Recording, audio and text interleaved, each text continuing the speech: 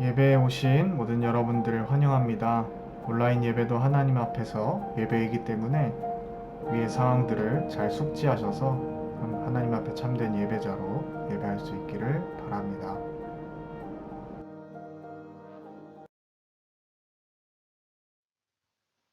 지금부터 오순절 후 18번째 주일 예배 하나님 앞에 올려드리도록 하겠습니다.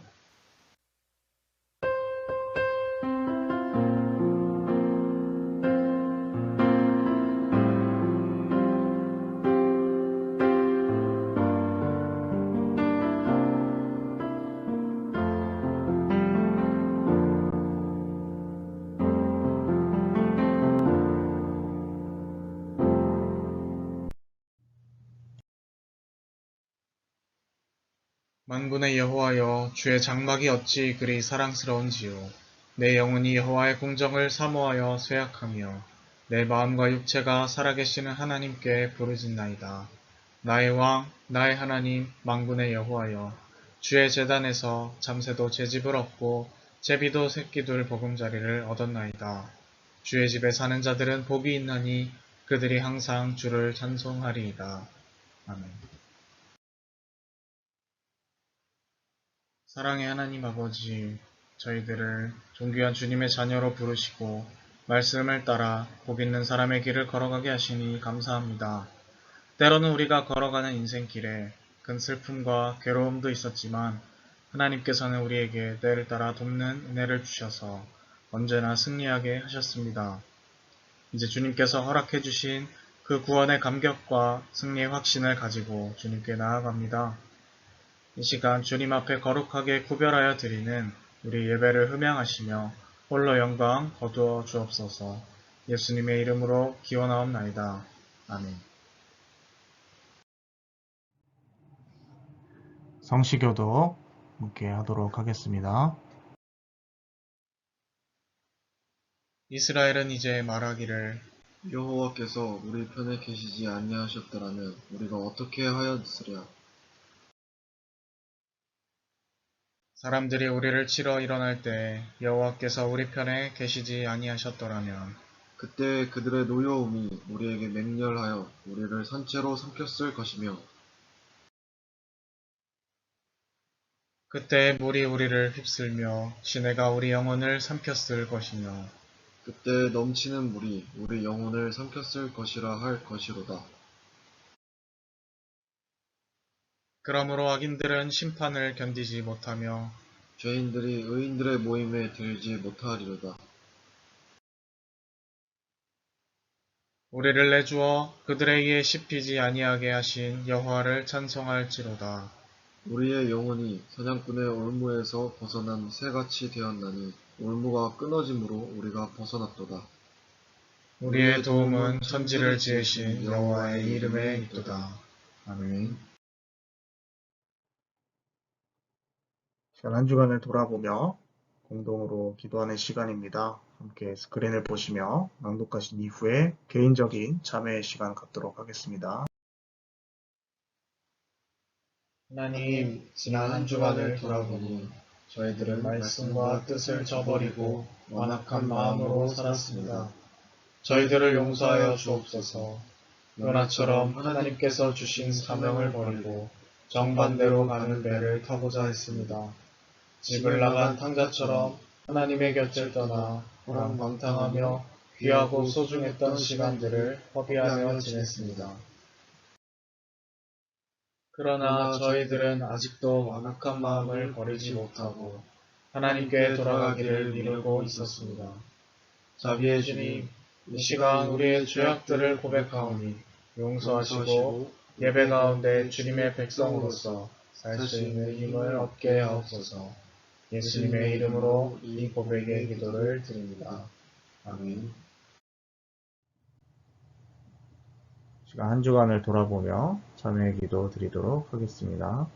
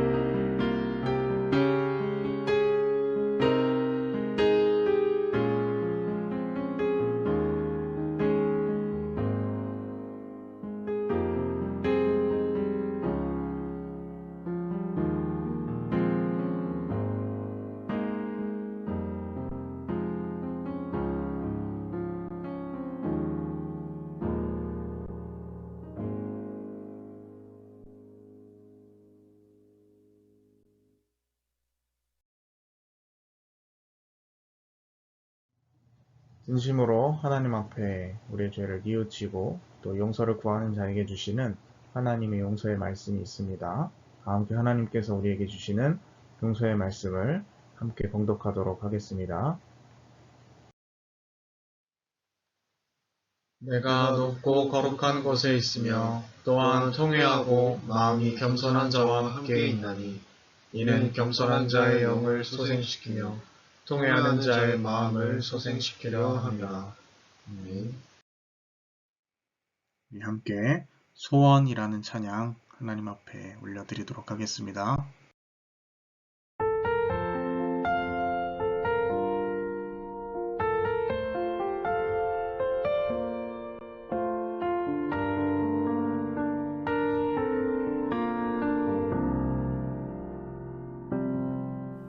주님 내가 주의 장막을 사모합니다. 오직 주의 임재를 갈망합니다. 주의 집에서의 하루가 다른 곳의 첫날보다 좋으니 주 사랑 안에 머물러 사랑 노래합니다. 주님 내가 주의 장막을 사모합니다. 오직 주의 임재를 갈망합니다. 주의 집에서의 하루가 다른 곳의 첫날보다 좋으니 주 사랑 안에 머물러 사랑 노래합니다. 나의 평생에 단 한 가지 소원 주의 아름다우신 보며 사랑 노래하는 것 나의 왕 되신 주님의 얼굴 구하며 주 사랑 안에 머물러 사랑 노래합니다. 나의 평생에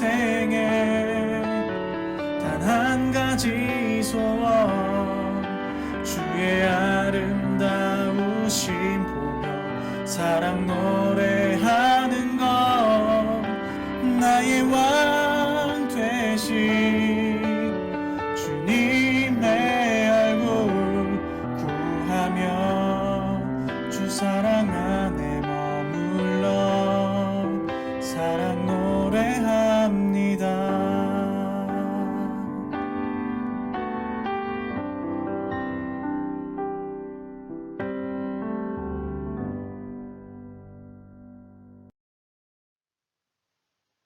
오늘 하나님께서 우리에게 주신 말씀은 마가복음 9장 30절에서부터 37절까지의 말씀입니다.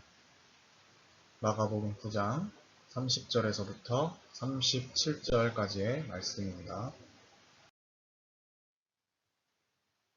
요한이 예수께 여짜오되 선생님 우리를 따르지 않는 어떤 자가 주의 이름으로 귀신을 내쫓는 것을 우리가 보고 우리를 따르지 아니하므로 금하였나이다. 예수께서 이르시되 금하지 말라. 내 이름을 의탁하여 능한 일을 행하고 즉시로 나를 비방할 자가 없느니라. 우리를 반대하지 않는 자는 우리를 위하는 자니라. 누구든지 너희가 그리스도에게 속한 자라 하여 뭘 한 그릇이라도 주면 내가 진실로 너희에게 이르노니 그가 결코 상을 잃지 않느니라. 또 누구든지 나를 믿는 이 작은 자들 중 하나라도 실족하게 하면 차라리 연자맷돌이 그 목에 매어 바다에 던져지는 것이 나으리라. 만일 내 손이 너를 범죄하게 하거든 찍어버리라. 장애인으로 영생에 들어가는 것이 두 손을 가지고 지옥 곧 꺼지지 않는 불에 들어가는 것보다 나으니라.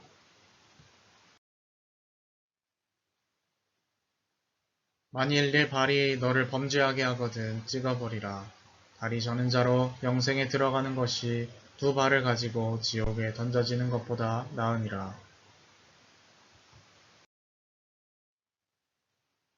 만일 내 눈이 너를 범죄하게 하거든 빼버리라. 한 눈으로 하나님의 나라에 들어가는 것이 두 눈을 가지고 지옥에 던져지는 것보다 나으니라. 거기에서는 구더기도 죽지 않고 불도 꺼지지 아니하느니라. 사람마다 불로써 소금 치듯 함을 받으리라. 함께 읽겠습니다.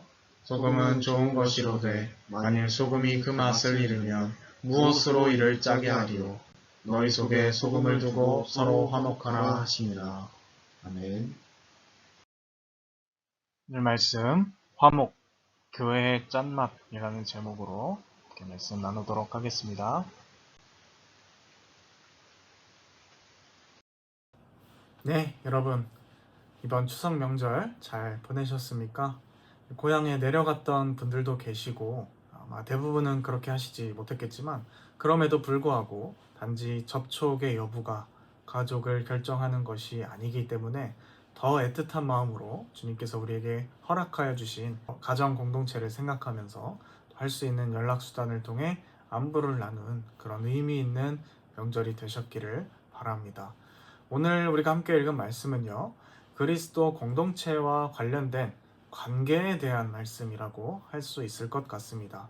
내용상 단락으로 구분을 해보자면 그러니까 크게 세 부분으로 나눠 볼 수 있을 것 같은데요. 먼저 38절에서부터 42절까지의 말씀, 그리고 43절에서부터 48절까지의 말씀, 그리고 49절부터 50절까지의 말씀, 이렇게 크게 나눠볼 수 있습니다. 그래서 첫 번째 단락 같은 경우 제자 공동체 밖의 지체들을 대하는 태도, 그리고 죄의 무서움, 심판, 그리고 세 번째 단락은 제자 공동체 안 지체들을 대하는 태도, 이렇게 나눠볼 수 있을 것 같습니다. 먼저 이 첫 번째 이야기는 38절에서부터 42절까지 말씀입니다. 제자 요한이 예수님께 보고를 하게 되죠. 우리를 따르지 않는 이가 주님의 이름으로 귀신을 쫓는 장면을 목격했습니다. 그러나 우리를 따르기에는 거절했기 때문에 우리가 그 사람을 금하였습니다. 이렇게 보고합니다. 여기서 금하였다라는 말은 적대시했다라는 뜻입니다. 예수님을 믿지만 그 제자 무리에 합류하지는 않고 다만 그 사역을 같이 하는 이들이 그 시대 가운데 분명히 있었다라는 것이죠. 이 초기 교회의 모습은 제자들을 중심으로 통일된 하나의 조직으로 구성된 것이 아니라 바로 여기저기서 예수님의 소식과 이름에 대해서 전해 듣고 믿게 된 여러 종류의 그룹의 신앙 공동체가 함께 존재했습니다. 바로 그러한 무리를 가리키는 것입니다. 제자들이 이토록 그 무리를 적대시한 이유가 무엇일까요? 우리 그룹, 우리 편이 아니었기 때문입니다. 그러나 주님은 그러한 편가르기는 그렇게 중요한 것이 아니다라고 말씀하고 계세요. 제자들이 왜 이렇게 우리를 따르는가, 따르지 않는가, 이것을 중요하게 여겼을까요? 그것은 우리가 지난주에 함께 살펴본 것처럼 누가 큰 자인가 라는 이 맥락과 연관지어서 생각해 보아야 합니다. 예수님을 추종하는 세력 중에 가장 대표적인 세력이 바로 자신들이기 때문에 예수를 믿는다면 당연히 예수님의 최측근인 우리와 함께 움직이고 행동해야만 마땅하다라는 것이죠. 그러나 여러분 성경을 잘 살펴보시면 예수님의 12제자 이외에도 상당히 많은 다른 제자들에 대한 이야기가 등장합니다. 그러나 우리가 예수님의 제자할 때 곧바로 예수님의 12제자가 떠오르는 이유는 복음서가 예수님의 행적을 중심으로 기록이 되었기 때문에 그 예수님과 계속해서 함께했던 이 제자들이 계속 함께 부각되어져서 나타나기 때문에 그렇습니다. 12제자에 속하지 않는다라고 해서 예수님의 제자가 아니라는 법은 없는 것입니다. 실제로 예수님의 12제자가 아님에도 불구하고 제자 역할을 수행하고 또 예수님께서 그렇게 제자라고 부르신 그룹들이 분명히 성경 안에도 존재합니다. 참고로 여러분 이걸 알아두시면 좋겠습니다. 그런데 제자들은 예수님의 이름으로 귀신을 쫓고 많은 사역을 해도 우리 그룹에 속하지 않는다라면 반감을 가졌다라는 것이에요. 그래서 예수님께서는 12제자 공동체에 속하지 않아도 나의 뜻과 이름대로 행한다면 누구든지 나의 제자가 될 수 있다라고 확인시켜 주신 것입니다. 그러나 이 말은 자신들에게 속하지 않은 다른 그룹도 그저 포용력 있게 받아들여줘라 라는 식의 이야기로 끝나는 것이 아닙니다. 왜냐하면 예수님의 이 가르침은 제자들의 오해와 잘못을 계속해서 교정해 주시는 그러한 기능을 함께 겸하고 있기 때문에 그렇습니다. 자, 무슨 이야기일까요? 다른 그룹도 의심하지 말고 야 너희들 받아들여줘 이것이 아니라요. 그들이 다른 제자 공동체를 받아들일 수 없는 그 근원적인 이유에 대해서 주님께서 말씀하고 계신 거라는 거예요. 12제자들은 왜 이런 생각을 하게 되었을까요? 예수님을 따르지 않으면 제대로 된 가르침을 받지 못해서 마치 이단같이 잘못 나갈 가능성 때문에 그것을 우려해서 그런 겁니까? 그런 것이 아니라는 것이에요.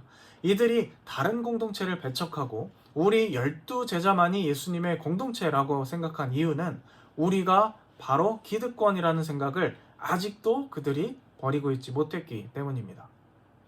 누가 큰 자인가 제자들이 싸우고 논쟁을 할 때 그 전제는 당연히 우리가 최측근들로서 예수님의 핵심 그룹이라는 것을 알고 가는 것이죠.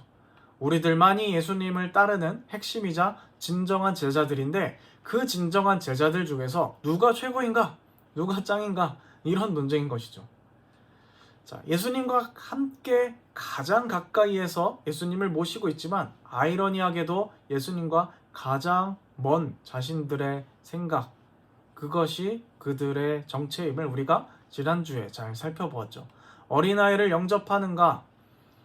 어린아이를 영접하는 자가 가장 큰 자다. 우리가 기득권의 의식을 내려놓고 섬기는 자, 예수님의 성품에 가장 가까운 자가 가장 큰 자이다. 이것이 하나님의 나라의 원리이고 지난주에 우리가 살펴봤던 말씀의 핵심이었습니다. 그렇기 때문에 예수님을 중심으로만 형성되는 일종의 제자 논의도 사실은 예수님 보시기에는 건강한 신앙인으로서의 태도가 전혀 아니다라는 것이죠. 어떤 분들은 오늘 말씀을 38절에서부터 41절 그리고 42절에서부터 48절 그리고 49절에서부터 50절 이렇게 구분하기도 합니다. 제가 구분한 것보다는 약간 장절의 차이가 있는 거죠. 그리고 첫 번째 이야기를 구분할 때 교회 밖 공동체의 이야기, 그리고 두 번째는 사회적 약자들에 대한 이야기, 그리고 마지막 세 번째는 교회 공동체 내부의 이야기, 이렇게 구분 짓고 또 이름을 붙입니다. 그러나 이런 구분은 제가 보기에 적절하지 않아 보입니다. 왜냐하면 교회 안과 밖의 구분이 아까 말씀드렸듯이 초기 교회에는 명확하지가 않은 데다가 예수님께서도 나의 이름으로 모이는 이들은 다 나의 백성, 즉 교회라고 말씀하셨기 때문이죠. 그래서 첫 번째 이 단락의 이야기를 교회 밖 공동체의 이야기라고 해버리면 교회 밖 공동체라는 그 말 자체가 그 공동체는 교회가 아닌 게 되어버리는 것이죠. 교회 밖이니까요. 그리고 두 번째 단락을 단순히 사회적 약자들에 대한 이야기라고 할 수 있을까? 만약 우리가 그렇게 이름을 지어버리면 42절에 예수님께서 누구든지 나를 믿는 이 작은 자들 중 하나에게라도 라고 말씀하고 계시기 때문에 이 예수님의 말씀을 무시해버리는 것입니다. 예수님 분명히 그냥 작은 자들 하나로 라고 말씀하신 것이 아니라 누구든지 나를 믿는 이 작은 자들 중 하나에게라도 라고 말씀하고 계시기 때문이죠.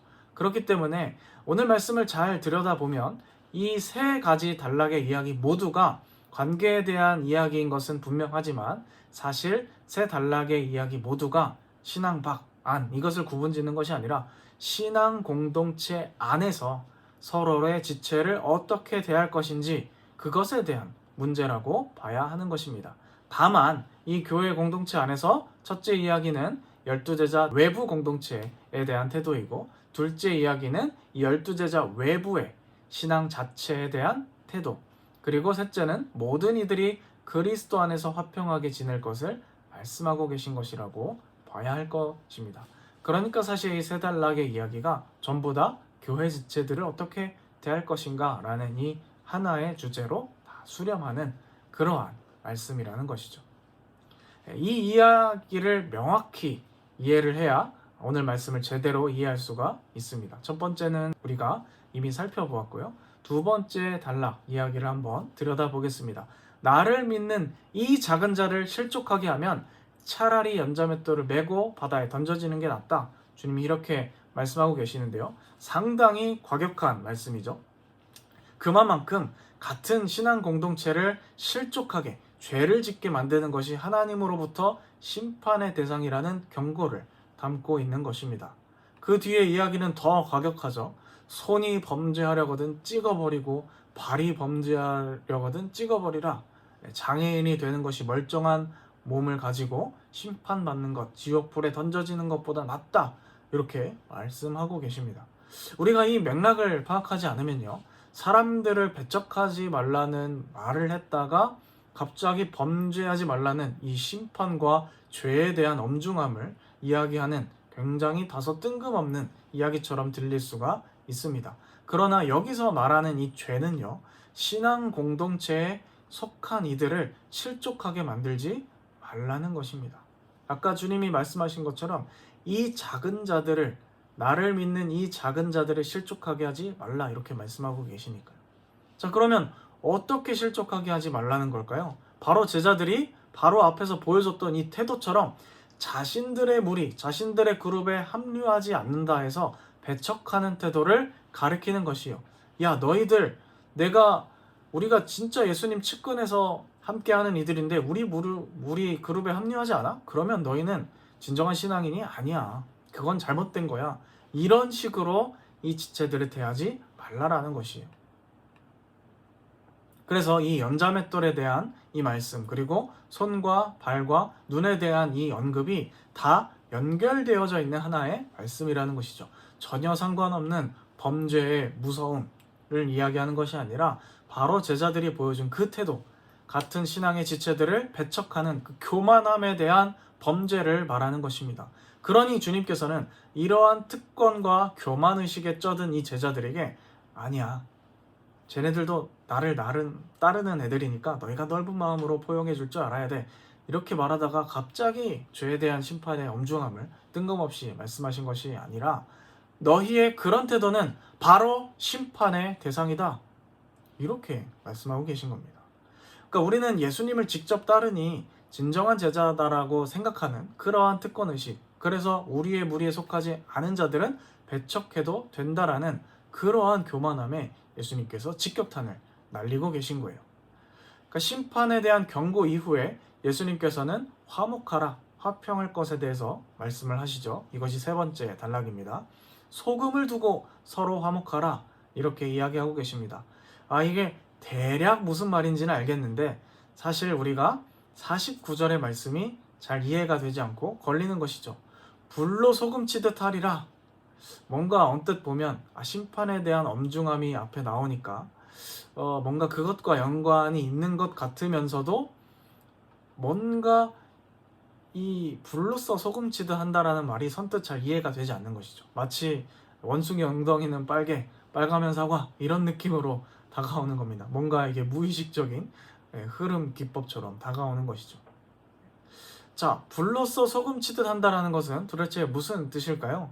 사실 이에 대한 여러 해석들이 가능하겠지만 가장 설득력이 있는 것은 구약의 제사법을 비유하여 설명하는 것이라는 것입니다. 구약에 기록된 제사법에 따르면요, 곡식 예물과 가루향을 하나님께 제물로서 바칠 때 규정에 대해서 기록을 하고 있는데 이때 소금을 치라고 그렇게 말씀하셨습니다. 곡식 제사와 가루향을 제사로 드리는 방법은 동물 제사를 드리는 것과 마찬가지로 당연히 불로 태워서 하나님께 그 향을 바치는 것이었는데, 그러니 불로써 소금을 친다라는 것은 이 제사가 하나님께 올려지기 전에 정화의 의미로서 하나님 앞에 다듬어지는 것을 말하는 것입니다.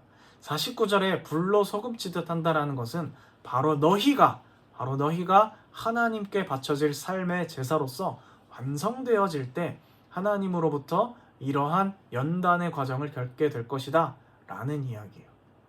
너희가 범죄하면 다 죽게 될 테니까 각오하고 있어, 이런 의미라기보다는 하나님으로부터 너희가 이러한 연단을 받게 될 것이다 라는 의미인 거죠. 그래서 지금은 비록 너희가 누가 큰 자인지 그렇게 내 말을 오해하여서 싸우고 있지만 결국엔 하나님 앞에서 다듬어져 갈 것이라는 그러한 이야기를 주님께서 하고 계신 것입니다. 그런데 이러한 이해 없이 그냥 불로 소금치듯 한다라는 말을 48절과 바로 연결시켜 버리게 되면 이 지옥의 뜨거운 불에 굉장히 잔인하게 지져진다라는 말로 해석이 될 수가 있는 것이죠. 뭐 그렇게 해석할 수도 있는 거 아니냐라고 하실 수도 있겠지만 이렇게 해석해버리면 소금은 좋은 것이다 라는 말씀이 전혀 의미를 갖지 못하고 붕 떠버리게 됩니다. 여러분, 그것이 아닙니다. 소금은 좋은 것이로되 만일 그 소금이 맛을 잃으면 무엇으로 이를 짜게 하리요? 너희 속에 소금을 두고 서로 화목하라. 예수님이 이렇게 말씀하시면서 이야기가 마무리가 됩니다. 예수님께서 제자들을 소금에 비유하셔서 말씀하시는 것은 다른 복음서에도 종종 등장합니다. 그때 쓰이는 소금의 의미는 주로 예수님 믿는 사람들답게 세상 속에서 적절한 역할을 하라는 그러한 의미로 쓰이죠. 그래서 빛과 소금, 그러한 역할, 이렇게 많이 이야기를 합니다. 그런데 오늘 마가복음 말씀 가운데 나타나는 이 소금은요, 물론 그러한 기능으로서의 역할도 가지고 있지만 이 마가복음 맥락 그 자체에서는 하나님께서 연단시키는 공동체 자체를 가리키는 말로써 쓰입니다. 물론 세상 속에서 적절한 역할, 그것을 감당하라는 뜻이 전혀 없는 건 아니지만 주된 강조점은 아니다, 이런 뜻이죠. 분명히 기억해야 할 것은 오늘 예수님의 말씀이 누가 서로 큰 자인지 싸우고 누가 기득권을 누릴 것인가에 혈안이 되어 있는 그런 제자들을 향하여서 선포된 말씀이라는 것입니다. 우리가 이것을 놓치지 않고 가야 잘 이해할 수 있다는 것이에요. 그러니 소금을 두고 화목하라 라는 이 예수님의 말은 결국 제자들에게 하고 있는 말씀이신 거죠. 너희가 서로 싸우고 분쟁하는 것이 결국에는 소금으로서 맛을 잃게 만드는 꼴이다. 그러니 너희가 소금을 두고 나의 이 연단함을 너희 안에 계속 가르침을 새기고 그 논란, 분쟁을 중지하라, 이렇게 말씀하고 계신 거죠. 그리스도 공동체가 자꾸 분열하고 논쟁하고 싸우게 되면 세상을 정화하는 그 역할을 감당해낼 수가 없다는 거예요. 아무도 그 역할을 해낼 수가 없다는 겁니다. 여러분, 당연한 얘기지만요, 소금은 짭니다. 소금은 짜죠. 소금의 소금됨은요, 짠맛에 있지 어느 무리에 속해 있느냐, 어느 봉지에 담겨 있느냐, 이런 것으로 결정되지 않는다라는 거예요. 예수님 측근에 있다라고 해서, 예수님이 정말 가까이 피부 곁에 있다라고 해서 반드시 진정한 제자라는 보증은 아무데도 없다라는 것이죠. 우리가 가룟유다만 봐도 그렇지 않습니까? 진정한 믿음은 그러한 무리로 결정되는 것이 아니다라는 것이에요. 그럼 믿음은 눈에 안 보입니다. 그래서 누가 정말 하나님으로부터 진정한 믿음 생활을 하면서 정말 예수님 말씀처럼 연단을 받고 있는 사람인지 아닌지 우리가 확실하게 구분하기가 참 어렵습니다. 그래서 사람들은 자꾸 진정한 제자라면, 진정한 예수님을 믿는 사람이라면 이런 그룹 정도에는 속해 있는 것 아닐까? 이런 눈에 보이는 기준 정도는 충족해야 되는 것 아닐까? 라는 어떤 나름의 인증 기준을 계속해서 세우려고 한다는 것이에요. 그리고 거기에 맞춰지지 않으면 배척하려고 한다는 것이죠. 이 정도는 돼야 신앙이다, 이 정도는 돼야 참된 어떤 믿음이다, 이런 식으로 말이죠.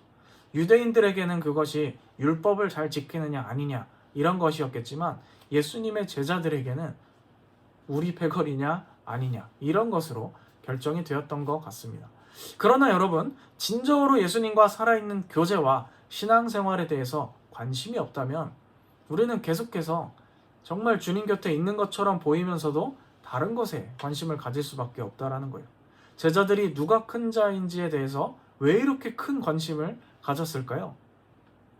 아직은 그들이 하나님이 다스리는 통치와 구원에 대해서, 그 말씀의 의미에 대해서, 깊이에 대해서 잘 이해하지 못했기 때문입니다.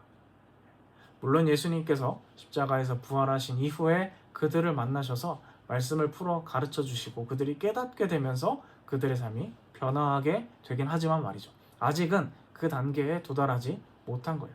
근데 여러분, 우리가 마치 이런 어리석은 제자들처럼 이런 실수를 똑같이 우리의 신앙생활 속에서 범할 수 있다라는 것입니다. 본문 가운데서 예수님이 제자들에게 주신 그 말씀을 우리가 잊지 말아야 하겠습니다. 소금이 맛을 잃으면 소금으로서의 어떤 존재 가치가 없어지는 것처럼 기독교인들이 신앙을 잃어버리면 기독교인으로서 존재 가치가 없어지기 때문이죠. 존재 가치가 없어지면 버림받을 수밖에 없는 것이에요. 인생살이가 겉으로 아무리 화려해도 결과는 마찬가지라는 것이죠. 우리가 코로나19 시대를 살아가고 있습니다. 이제 위드 코로나라는 말이 일상이 되어서 함께 더불어 살아가는 그러한 시대를 준비하고 있는데요.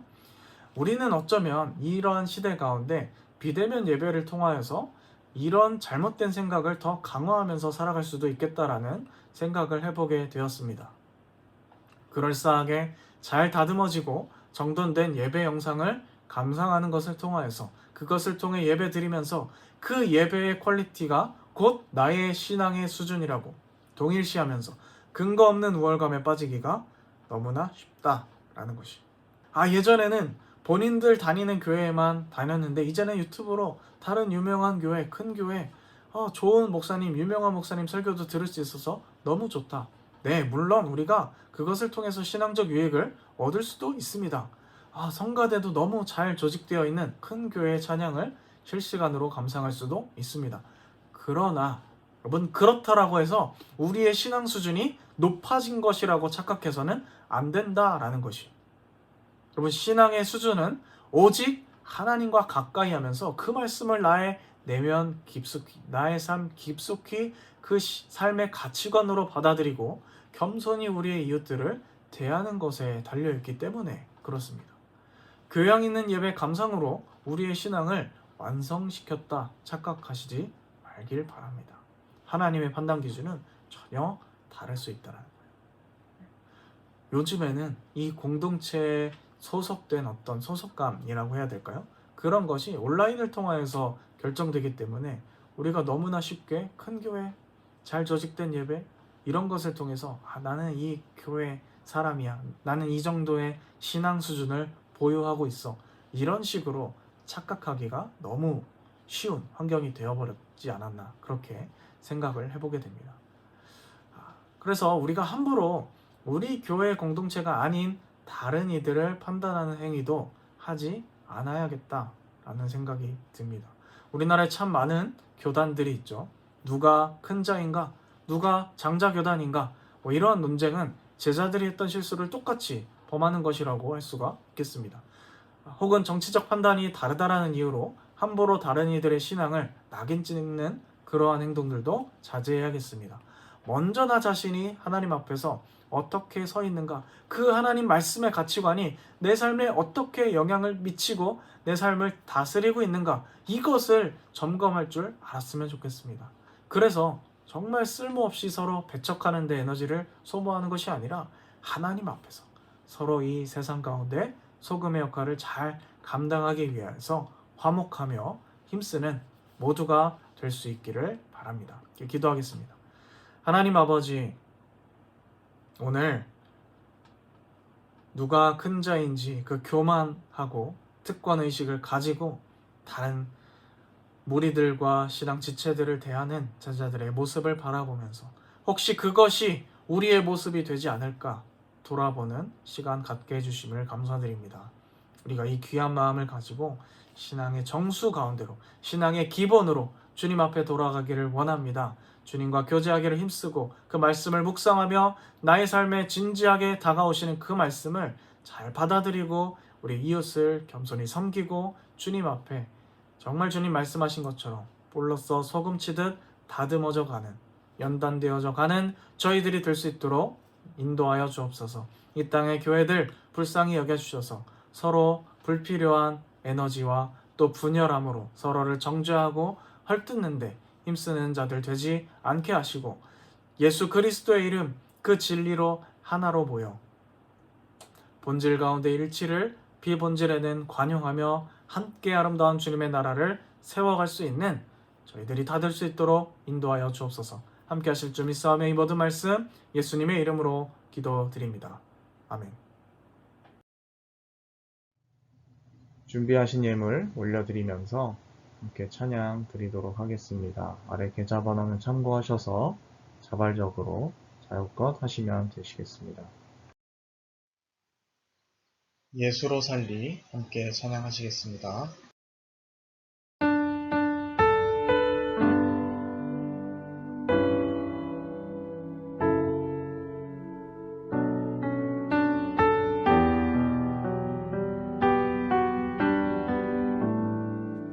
계절은 흐르고 꽃은 피고 져도 시들지 않은 생명이 있네.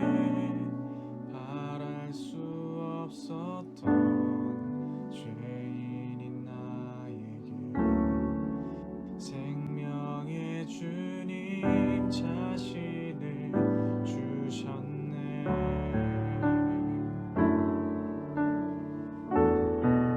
계절은 흐르고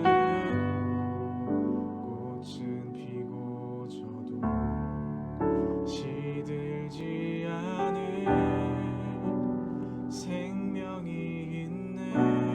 바랄 수 없었던 죄인인 나에게 생명의 주님 자신을 주셨네. 나의 삶은 내 주 예수의 것이니 내 생명 다해 예수로 살리. 내 모든 건 내 주 예수의 것이니 내 전부 되신 예수로 살리.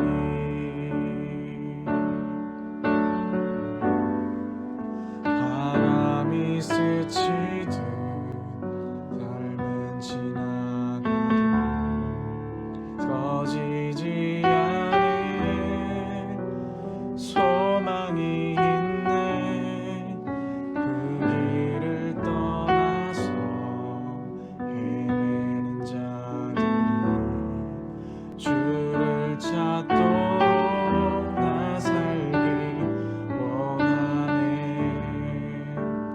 나의 삶은 내 주 예수의 것이니 내 생명 다해 예수로 살리.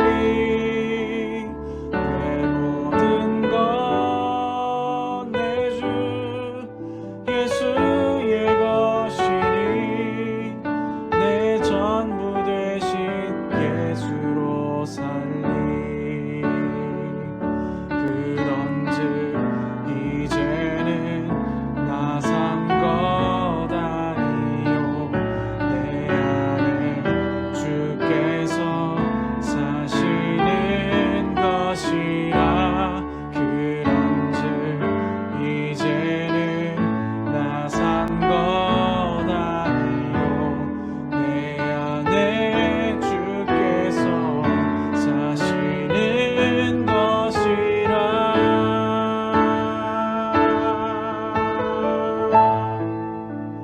나의 삶은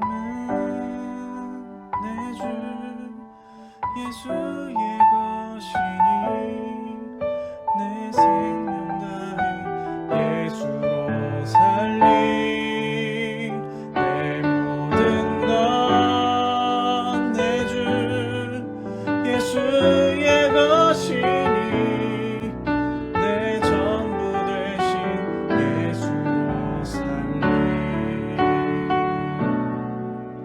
내 전부 되신 예수로 살리.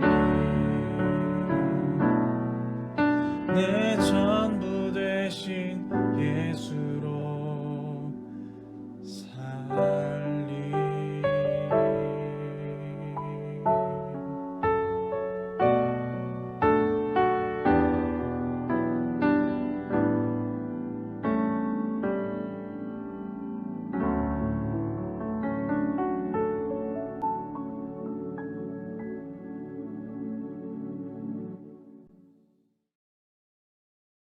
하나님 아버지, 오늘도 우리가 예수님의 말씀을 통하여 우리의 신앙을 점검하고 또 하나님을 찬양하며 예배할 수 있도록 인도하심에 감사드립니다. 하나님 진정으로 저희에게 주님께서 우리에게 율법을 주신 진정한 이유, 그 사랑의 실천을 오롯이 하며 하나님 앞에 영광 돌릴 수 있는 저희들이 되게 하여 주옵소서. 남들보다 낫다고 생각하기 전에 나도 똑같은 죄인임을 늘 하나님 앞에 되새기며 주님의 은혜 없이는 하루도 살 수 없습니다. 이것을 늘 기억하며 우리의 모든 행동에 이것을 투석이 하나님 사랑 이웃을 향하여 나아갈 수 있는 저희들이 되게 하여 주옵소서. 함께 하실 점 있어하며 이 모든 말씀 예수님의 이름으로 기도드립니다. 아멘.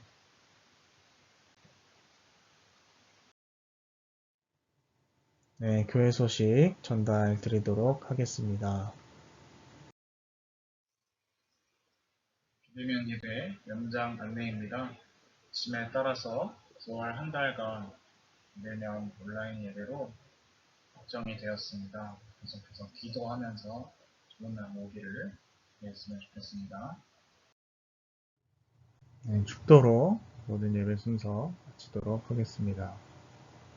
지금은 우리 구주 예수 그리스도의 은혜와 하나님 아버지의 극진하신 사랑하심과 성령의 인도 역사 충만케 하심이 오늘 함께 말씀을 듣고 예수님의 진정한 제자들답게 서로 화목하고 화평하며 매일매일 나의 삶 가운데 예수님의 가르침을 새기고 그렇게 주님의 아름다운 나라를 화목함 가운데 일궈나가기를 소망하는 주님의 자녀들, 백성들 머리머리 위에 지금부터 영원까지 함께 하시기를 축원하옵나이다. 아멘. 네, 여러분 다가오는 한 주도 주님과 함께 화목하며 서로를 위해 또 기도하고 중보하는 우리 신앙 공동체 되시기를 바랍니다.